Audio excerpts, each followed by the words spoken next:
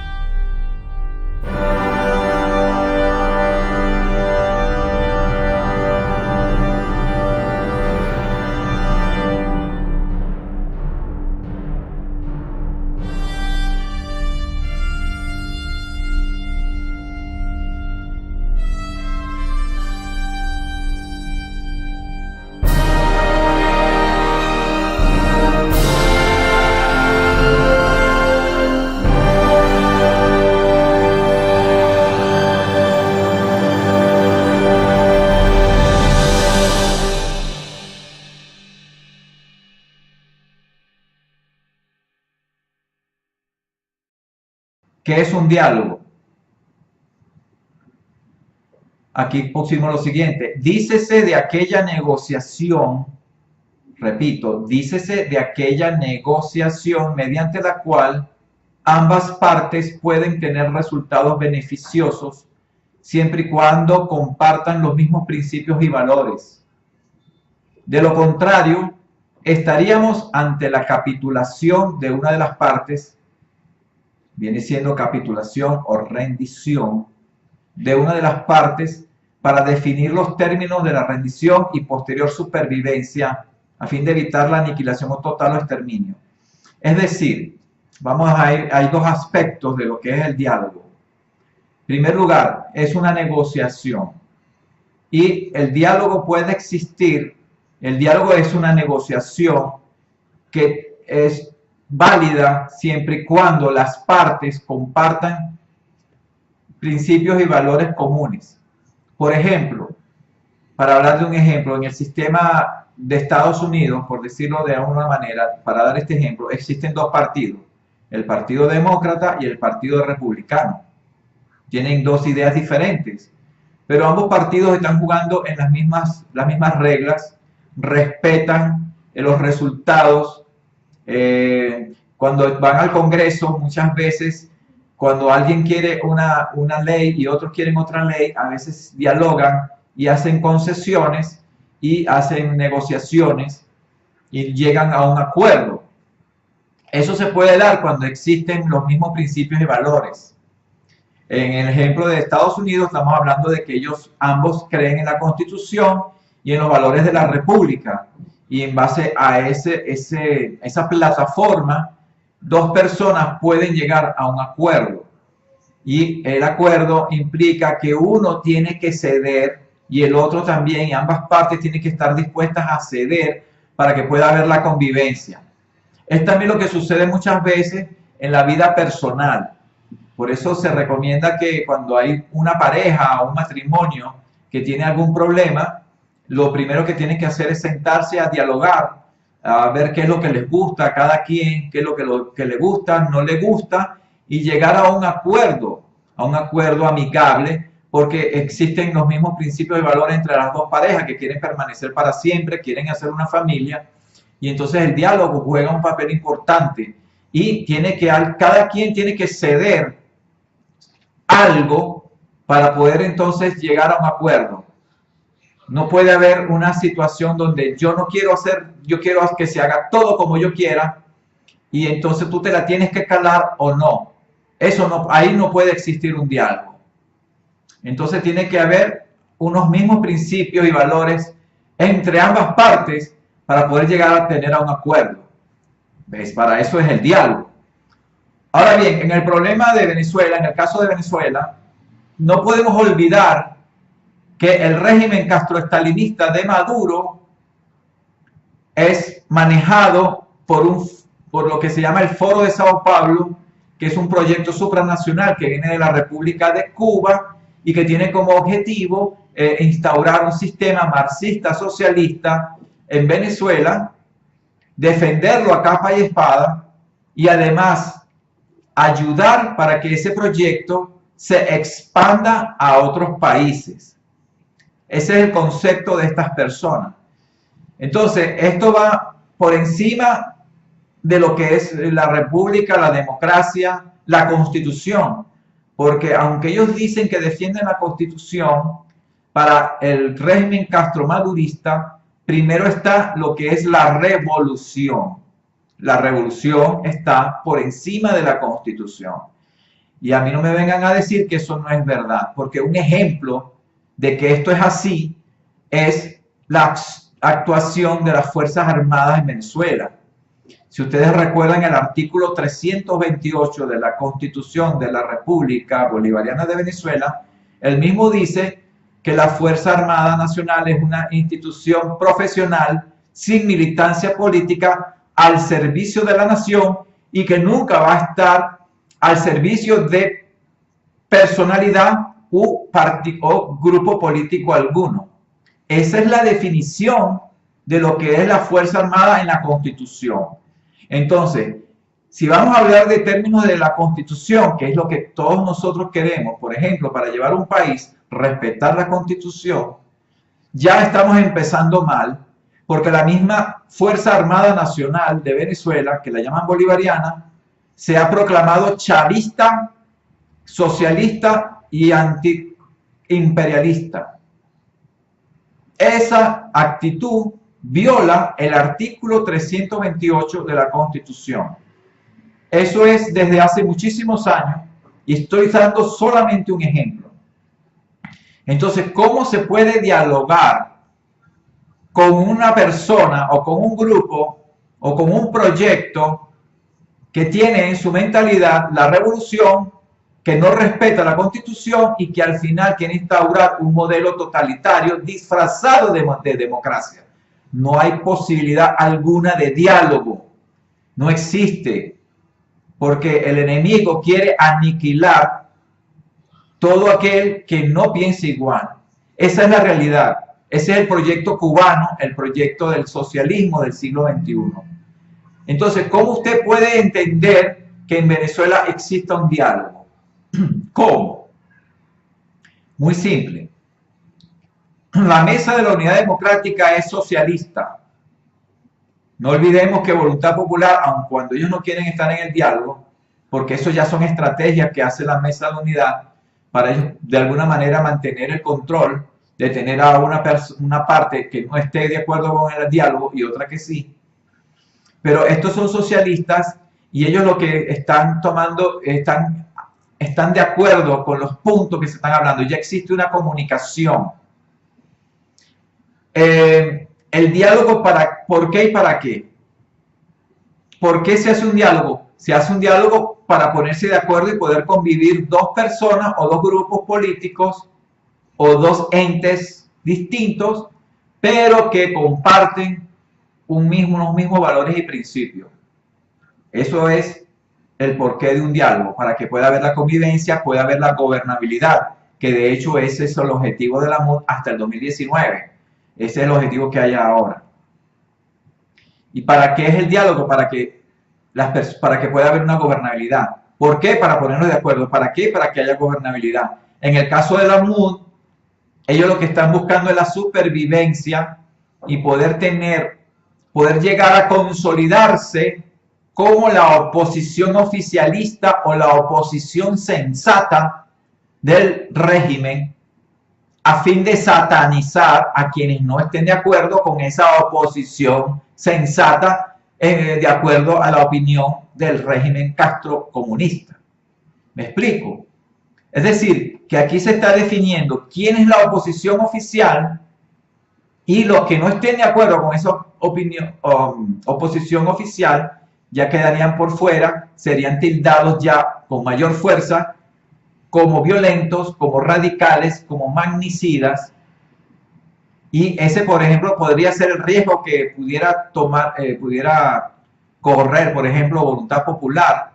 Pero si analizamos bien el caso, Voluntad Popular lo que quiere es lucir, porque ellos están en la MUD y la respetan, ellos quieren lucir como los rebeldes para secuestrar ellos como organización política el verdadero sentimiento de la resistencia que existe en Venezuela, que no tiene cabida, como la resistencia anticastrocomunista de Venezuela. Es decir, que los movimientos que están haciendo en la MUD son muy inteligentes, que es la inteligencia cubana de secuestrar lo que es la oposición y a la vez pretender secuestrar lo que es la verdadera resistencia y dejarnos a nosotros fuera del mapa.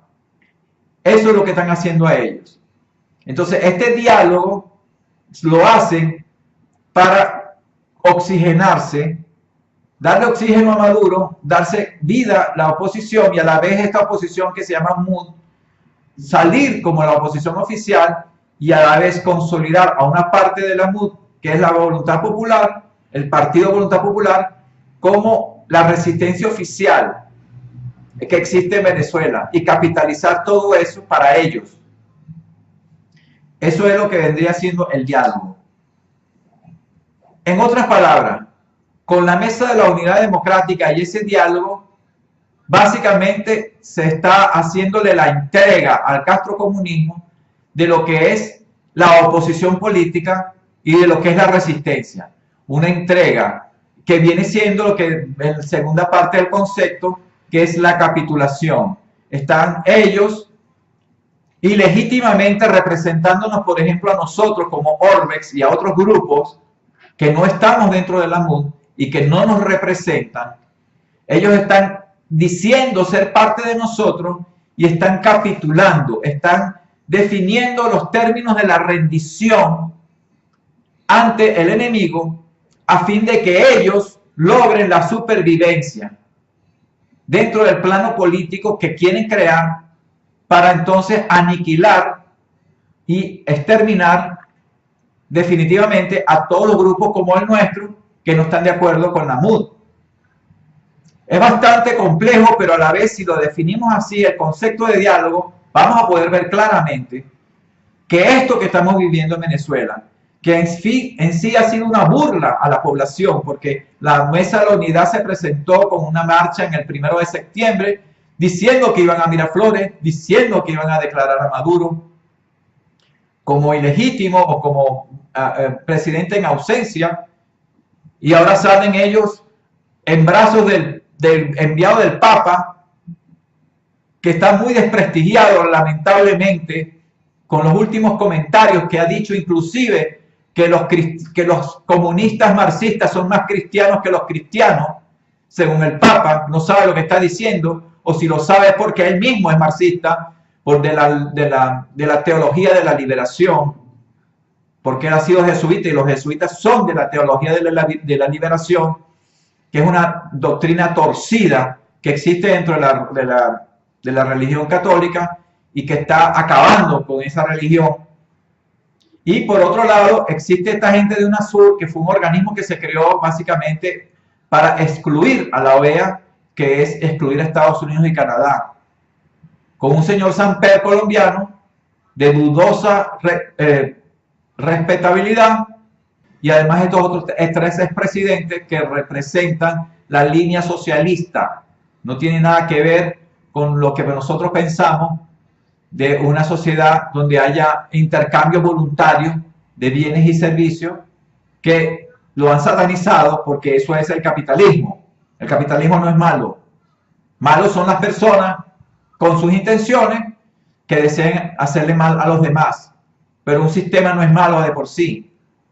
Malo es la idea marxista que quiere controlar las vidas de las personas y quitarles su libertad a cambio de una supuesta seguridad.